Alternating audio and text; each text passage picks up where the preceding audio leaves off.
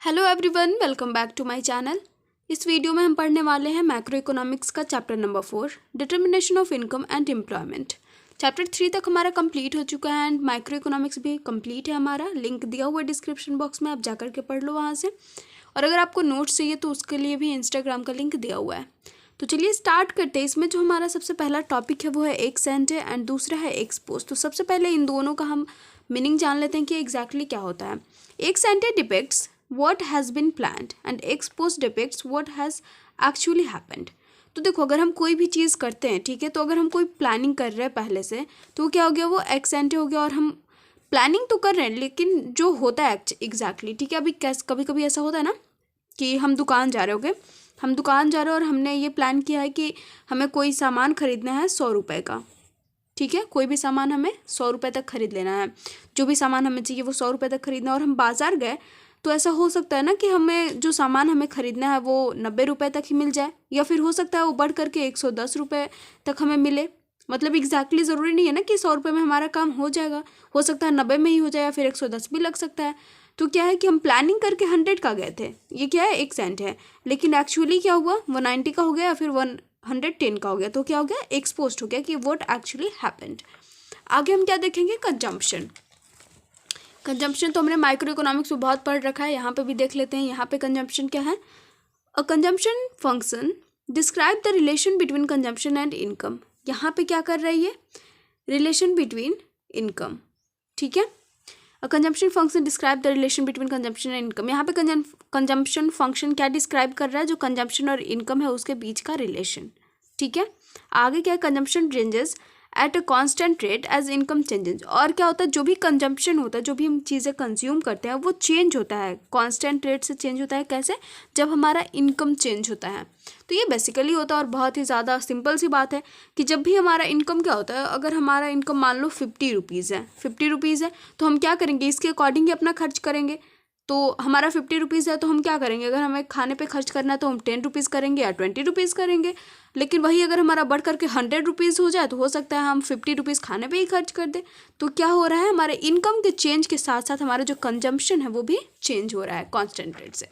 आगे क्या है हमारा, ऑटोनोमस कंजम्पशन। अब ये क्या होता है, even if income is zero some consumption still take place and this level of consumption is independent of income called autonomous consumption. तो ऑटोनोमस कंजम्पशन क्या होता है भाई, तो देखो अभी तो हमने किसकी बात कर ली, इनकम की बात करी थी, लेकिन ऐसा भी होता है कि हमारा इनकम क्या है, ज़ीरो है। जैसे कि बहुत सारे ऐसे लोग हैं जो इनकम बिल्कुल भी नहीं करते हैं, लेकिन ऐसा थोड़ी है कि वो बिना खाए पिए रहते हैं, कंजम्पशन नहीं करते, वो कंजम्पशन करते हैं लेकिन उनका इनकम क्या होता है, ज़ीरो होता है, ठीक है। उस टाइम में भी कंजम्पशन हो रहा है ना, तो उसको हम कहते हैं ऑटोनोमस कंजम्पशन। और इसका फॉर्मूला देखो ये है, C=C⁻+CY। तो सी से हम किस चीज़ को डिनोट कर रहे हैं, consumption expenditure bye house hold. और सी बार से किसको डिनोट कर रहे हैं, ऑटोनोमस कंजम्पशन। और सी वाई क्या है, इंड्यूस्ड कंजम्पशन। अब हम देखेंगे कि ऑटोनोमस कंजम्पशन तो हमने देख लिया, ठीक है, जहाँ पे कोई भी इनकम नहीं होता फिर भी कंजम्पशन होता है, उसे हम कहते हैं ऑटोनोमस कंजम्पशन। और कंजम्पशन क्या होता है वो भी हमने देख लिया, जो क्या होता है, हमारे इनकम के चेंजेस के साथ साथ चेंज होता है। अब इंड्यूस्ड कंजम्पशन भी हम देख लेते हैं कि क्या होता है induced consumption. A rate of change of consumption as income changes, CY shows dependence of consumption on income। तो अब यहाँ पे इंड्यूस्ड कंजम्पशन हमारा क्या है, इंड्यूस्ड कंजम्पशन भी वैसे ही हो रहा है, इनकम चेंज हो रहा है, उसके साथ साथ क्या हो रहा है, ये भी चेंज हो रहा है, ठीक है। अब ये जो हमारा फॉर्मूला है उसको हम आगे देखने वाले हैं कि ये क्या है, इसका फुल फॉर्म देखेंगे और ये होता क्या है हम वो भी देखेंगे। तो देखो हमारा क्या है, consumer choose not to change consumption even when income has changed. तो कभी कभी क्या होता है कि जो कंज्यूमर है हमारा वो कंजम्पशन चेंज नहीं करता है, जो हम कंज्यूमर्स हैं वो हम अपने जो हमारा कंजम्पशन है उसको चेंज नहीं करते हैं, जितना होता है उतना ही रखते हैं। कब, जब हमारा इनकम चेंज हो रहा है। तो कभी कभी ऐसा होता है कि जब हमारा इनकम चेंज होता है तो हम अपना कंजम्पशन भी चेंज करते हैं उसके अकॉर्डिंग। और कभी ऐसा भी होता है कि हमारा इनकम तो चेंज हो रहा है लेकिन हम अपना कंजम्पशन चेंज नहीं कर रहे हैं। अब सेविंग्स क्या होते हैं, savings is that part of income that is not consumed. Savings जो हम बचा करके रखते हैं, जिसको हम कंज्यूम नहीं करते हैं, वो क्या है, हमारे इनकम का ही तो पार्ट है, तो उसको हम क्या कहते हैं, सेविंग कहते हैं। सेविंग का फॉर्मूला देखो, S=Y - A। वाई क्या हमारा इनकम है माइनस कंजम्पशन = सेविंग, ठीक है। जो भी हमारा इनकम होता है और कंज्यूम करने के बाद जो हमारा बचता है उसमें से, उसको हम क्या कहते हैं, सेविंग कहते हैं। We define the MPS as the rate of change in savings as income increases. जब हमारा इनकम इंक्रीज करता है, ठीक है, तो क्या होता है, जो चेंजिंग होता है सेविंग में उसे क्या कहते हैं, हम एमपीएस कहते हैं। अब बताओ ऐसे कैसे होगा, जब हमारा इनकम इंक्रीज करेगा तो सेविंग चेंज होगा। तो भाई देखो, जब हमारा इनकम इंक्रीज कर रहा था तो उसके साथ हमारा कंजम्पशन भी चेंज हो रहा था, तो सेविंग चेंज नहीं हो सकती है।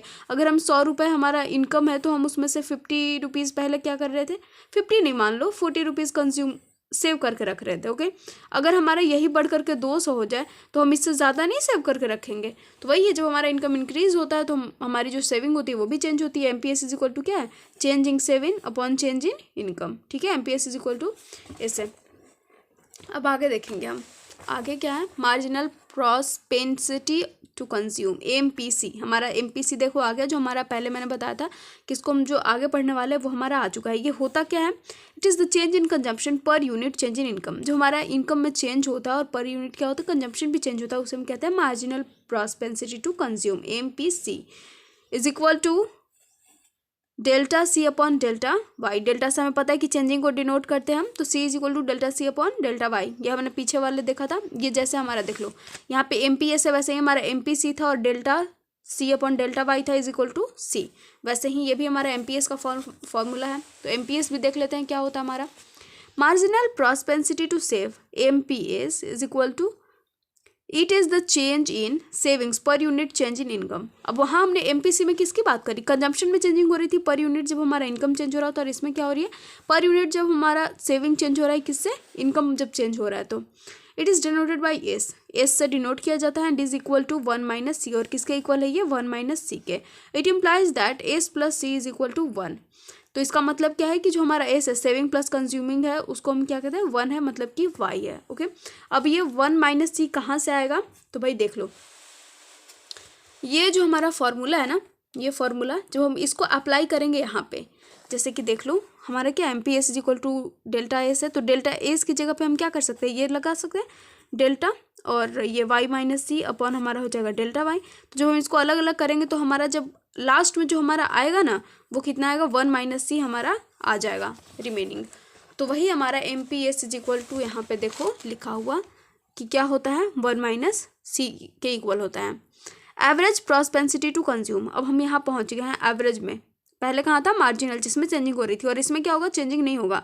It is consumption per unit of income, per unit जितना इनकम हो रहा है उस पर consumption. C is equal to C upon Y होता है, A P C is equal to, ठीक है, इसमें कोई चेंजिंग नहीं हो रहा है, एकदम कांस्टेंट है ये। एवरेज प्रॉस्पेंसिटी टू सेव, ये सेविंग वाले में भी बिल्कुल एकदम वैसे ही होगा। It is the savings per unit of income, per unit income पे जो भी सेविंग्स है एस अपॉन वाई, इसमें कोई भी चेंजिंग नहीं हो रहा है। अब आगे देख लेते हैं हम, आगे क्या है हमारा, आगे है इन्वेस्टमेंट। इन्वेस्टमेंट क्या है, इन्वेस्टमेंट का देखो definition, it is defined as addition to stock of physical capital. जो भी हमारे मशीन्स, बिल्डिंग्स, रोड्स वगैरह होते हैं, इन सारी चीज़ों में जो भी हम करते हैं वो क्या है, इन्वेस्टमेंट है। That adds the future productive capacity to the economy. ये क्या करता है, हमारे फ्यूचर की इकोनॉमी में जो होता है प्रोडक्टिव साबित होता है ना। कोई भी अगर हम मशीनरी खरीदते हैं, बिल्डिंग्स बनाते हैं, तो वो हमारे फ्यूचर के लिए प्रोडक्टिव होता है। And changes in the inventory और the stock of the finished goods, और जो भी हमारे पास स्टॉक होता है उसमें भी जो चेंजेस होता है, तो क्या होता है, उसको हम क्या कहते हैं, इन्वेस्टमेंट कहते हैं। ठीक है, अब हम इसको लिखते कैसे हैं, we can write the ex ante investment demand is equal to I investment, और ये क्या है, आई बार हमारा किसको कर रहा है, positive constant which represent the autonomous investment. Autonomous investment ये किसको डिनोट कर रहा है, ऑटोनोमस इन्वेस्टमेंट, मतलब कि यहाँ पे कोई भी मतलब ज़ीरो है। ठीक है, इनको हमारे पास ज़ीरो, हम इन्वेस्टमेंट कर रहे हैं। कैसे होता है ये सब, तो जैसे हम कंज्यूम कर रहे थे ना, हमारे पास इनकम ज़ीरो था फिर भी हम कंज्यूम कर रहे थे, वैसे ही यहाँ पे भी हो सकता है ज़ीरो होगा लेकिन ये फिर भी इन्वेस्टमेंट कर सकता है। आगे क्या है, determination of income in 2 sectors. अब देखो 2 सेक्टर्स मॉडल में जो डिटर्मिनेशन है उसको हम देख लेते हैं कि क्या है। अब पहला हमारा इन इकोनॉमी विदाउट गवर्नमेंट, इसमें गवर्नमेंट इंक्लूडेड नहीं होगी इस वाले में। The x एंटे aggregate demand for final goods is the sum total of the x ante consumption expenditure and ex ante investment expenditure on such goods. ठीक है, तो हमारा जो ये है विदाउट गवर्नमेंट वाले में क्या है, एक्स एंटे एग्रीगेट डिमांड क्या है हमारा फाइनल गुड के लिए, तो total of ex ante consumption expenditure and ex ante investment expenditure. तो हमारा ये aggregate demand is equal to क्या आएगा, सी प्लस आई। अब देखो हमारे पास ये फॉर्मूला था, C is equal to C bar plus C Y और I is equal to I bar. ये दोनों हमारे पास पहले आ चुका है, हमने इसे निकाल लिया है, तो हम इसमें पुट कर सकते हैं, इसकी जगह पे सी की जगह पे ये पुट कर सकते हैं और आई की जगह पे ये पुट कर सकते हैं, तो हमारा ये आ जाएगा। और अब y ए डी की जगह पे हम y पुट करेंगे, कैसे, y यहाँ पे क्या किस चीज़ का वो करेगा, तो y is the x and A planned output of the goods. ये क्या है, एक्स एंड ए प्लान्ड है, तो हमने पहले भी पढ़ा है कि जो एक्स एंड ए होता है वो क्या होता है, पहले से ही प्लानिंग होता है।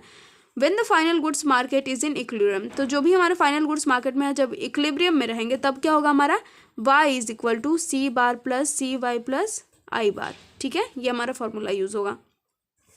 अब आगे देखो हमारा एक और है, अब y इज इक्वल टू, अब एकदम सिंपल से समझना है इसको, सी वाई तो हमारा है और इसको हमने यहाँ पे उतार भी दिया है, ठीक है, लेकिन अब ये ए बार कहाँ से आया, तो हम यहाँ पे देख रहे हैं कि A D is equal to C plus I है, तो सी के ऊपर बार लगा देंगे तो हमारा ए डी भी क्या आ जाएगा, चेंज हो जाएगा बार में। ठीक है, तो वैसे ही हमारा क्या हो गया है, यहाँ पे चेंज हो गया है। अब हम आगे देखेंगे, the total of autonomous expenditure in the economy, ये किस चीज़ को डिनोट कर रहा है, हमारा total autonomous expenditure in economy. ठीक है, अब हम आगे देखेंगे,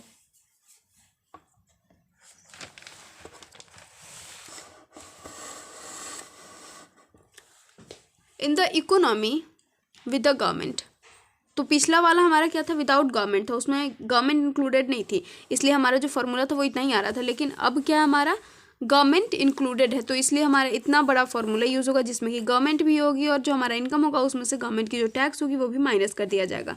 तो जी किसको डिनोट कर रहा है, गवर्नमेंट एक्सपेंडिचर को, और टी किसको डिनोट कर रहा है, टैक्स को। ठीक है, तो गवर्नमेंट वाले में यही है कि जो भी गवर्नमेंट का एक्सपेंडिचर है वो भी इसमें ऐड होगा, लेकिन जो टैक्स होगा वो माइनस कर दिया जाएगा, ये फॉर्मूला यूज़ होगा। अब आगे हमारा determination of equilibrium income in the short run. अब हम शॉर्ट रन में देखेंगे, हमने ये सारा जो माइक्रो इकोनॉमिक्स था उसके लिए पढ़ा था, अब मैक्रो इकोनॉमिक्स के लिए पढ़ रहे हैं हम। तो macro economics equilibrium with price level fixed, यहाँ पे क्या है, प्राइस लेवल फिक्स्ड है, तो अब उसमें हम ग्राफिकल मेथड देख लेते हैं। देखो हमारा ग्राफ बनाया हुआ है एकदम अच्छा सा। The consumer demand can be expressed by equation, जो कंज्यूमर डिमांड है वो कैसे, ये वाला फॉर्मूला, तो अब इस वाले फॉर्मूले को हम कहाँ पे डिनोट कर रहे हैं, ग्राफ में डिनोट कर रहे हैं। देखो कुछ ऐसा ग्राफ बनेगा, जब हम ऐसे इसको डिनोट करेंगे ग्राफ में, c is equal to C bar plus C Y, तो हमारा ग्राफ ऐसा बनेगा और ये जो लाइनिंग है वो डिनोट करेगी इस कंजम्पशन को। दूसरा क्या हमारा इन्वेस्टमेंट वाला है, इन्वेस्टमेंट फंक्शन को डिनोट कर रहा है, तो हमारा इन्वेस्टमेंट कैसा बनेगा, ये देखो हॉरिजॉन्टल बनेगा, एकदम पैरेलल एक दूसरे के। ठीक है, investment function with I as autonomous, ये इन्वेस्टमेंट फंक्शन का ग्राफ है ऑटोनोमस में। ठीक है, आगे क्या हमारा, अब टू सेक्टर मॉडल जो हमने पीछे पढ़ा था जिसमें कि दो चीज़ें थी, with government and without government, उसमें क्या था, दो सोर्सेज थे फाइनल डिमांड के, कौन कौन से, पहला कंजम्पशन था और दूसरा क्या था, इन्वेस्टमेंट था, यही दो सोर्सेज थे सेक्टर मॉडल में।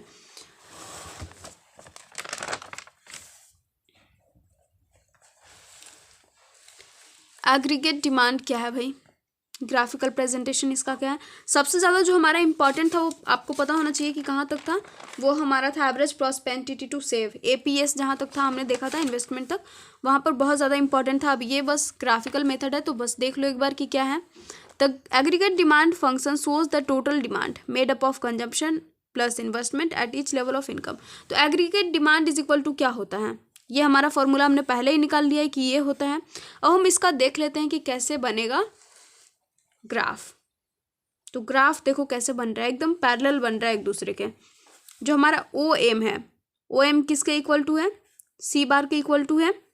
ओ जे किसके इक्वल, हमारा आई के इक्वल है, और हमारा जो ओ एल है वो किसके इक्वल है, सी प्लस आई के इक्वल है, सी आई बार जो है हमारा उसके इक्वल है। ठीक है, the A D function is parallel to the consumption function, that is they have same slope C.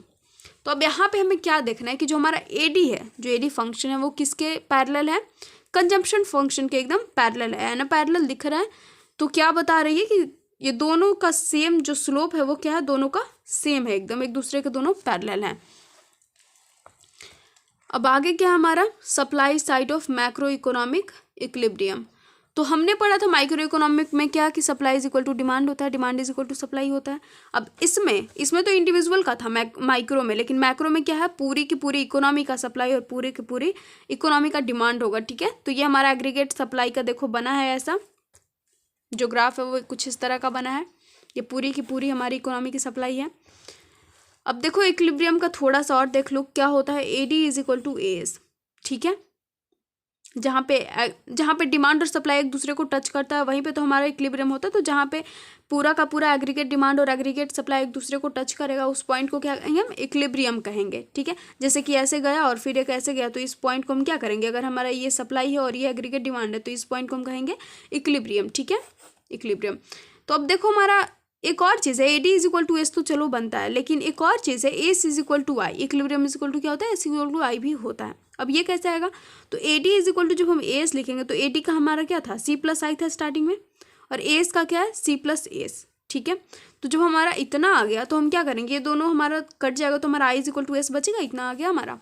तो यही था बस, इससे ज़्यादा कुछ नहीं था। अब आगे क्या हमारा,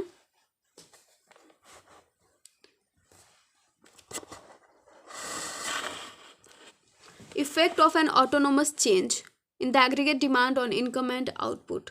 अब इनकम एंड आउटपुट तो देखो मतलब सारी चीज़ बिल्कुल वैसी है जैसे अभी हमने थोड़ी देर पहले पैरेलल वाला पढ़ा था ना, ये पैरेलल। तो अगर हमने माइक्रो इकोनॉमिक्स में भी पढ़ा था कि जब हमारा इनकम चेंज होता है तो जो हमारा सप्लाई है वो भी चेंज होता है, तो ये भी सेम वैसे ही होगा, दोनों क्या होगा, चेंज होते रहेगा, ठीक है। बस इससे ज़्यादा इसमें कुछ भी नहीं था। तो आगे देखो जो इम्पोर्टेंट है वो है पैराडॉक्स ऑफ थ्रिफ्ट। ये क्या होता है, If all the people of the economy increase the proportion of income, they save the total value of savings in the economy will not increase. It will either decline or remain unchanged. The result is known as paradox of thrift. तो paradox of thrift क्या होता है, जब हमारी economy का जो income है वो चेंज हो रहा है, ठीक है, they save the total value of savings in the economy will not increase. तो इनकम तो चेंज हो रहा है, ठीक है, इंक्रीज हो रहा है, लेकिन जो उनकी सेविंग्स है वो इंक्रीज नहीं हो रही है, या फिर वो डिक्रीज हो रही है, या फिर अनचेंज्ड है, मतलब बिल्कुल भी चेंज नहीं हो रही, या फिर कम हो जा रही है, या फिर क्या हो रही है, हाँ यही दोनों हो रही है, डिक्लाइन और अनचेंज हो रही है, इंक्रीज नहीं हो रही है, लेकिन इनका जो इनकम है वो इंक्रीज हो रहा है, सेविंग इंक्रीज नहीं हो रही है। तो जो रिजल्ट आएगा उसको क्या कहेंगे हम, पैराडॉक्स ऑफ थ्रिफ्ट, ठीक है। आगे देखो क्या है, इन्वेस्टमेंट मल्टीप्लायर, ये बस हमारा लास्ट है पॉइंट टॉपिक। हम बस यही जो हमारा पॉइंट है वो देख रहे हैं। इन्वेस्टमेंट मल्टीप्लायर क्या है, is the ratio of change in the income to change in investment. Investment multiplier क्या होता है, ये रेशियो है किस चीज़ का, change in income to change in investment. तो देखो मल्टीप्लायर क्या है, इसको हम कैसे डिनोट करेंगे, change in income upon change in investment, बस यही चीज़ है, ये दोनों का रेशियो को हम क्या कहते हैं, इन्वेस्टमेंट मल्टीप्लायर। अब कुछ इंपॉर्टेंट फार्मूला है जो याद कर लो। इंपॉर्टेंट फार्मूला क्या है हमारा, AD is equal to C plus I, APC is equal to C upon I, APS is equal to C upon I, Y, sorry मैं I बोल रही थी, यहाँ पे भी ये Y है। और ये है एक रिलेशन, APC और APS का क्या रिलेशन, तो इन दोनों का इज इक्वल टू क्या होता है, 1 होता है, और इसका भी क्या है, 1 होता है, इन दोनों को प्लस करने के बाद। और K वाला तो हमने देखा ही क्या होता है, change in income upon change in investment, ठीक है, और इसको हम ऐसे भी लिखते हैं 1 अपॉन MPS। तो बस ये हमारा इंपॉर्टेंट फार्मूला है, और भी जो हमने फार्मूला पीछे पढ़ा था उसमें से कुछ मैंने यहाँ लिखा है और कुछ पीछे ही है, तो आप फार्मूला याद कर लेना। और जो इंपॉर्टेंट पॉइंट थे मैंने वो क्लियर कर दिया है, यहाँ पे सबका लिखा हुआ है जो भी है डिफिनीशन, तो आपको मिल जाएगा इंस्टाग्राम पे, आप जाकर के एक बार हाईलाइट चेक कर लेना। सो आई होप आपको समझ में आ गया होगा। थैंक यू सो मच, मिलता है नेक्स्ट वीडियो में। और अगर नहीं समझ में आया होगा, कहीं पे अगर कोई प्रॉब्लम होगा तो आप कमेंट बॉक्स में बता सकते हो, मैं उसे अलग से उसका एक वीडियो बना दूंगी।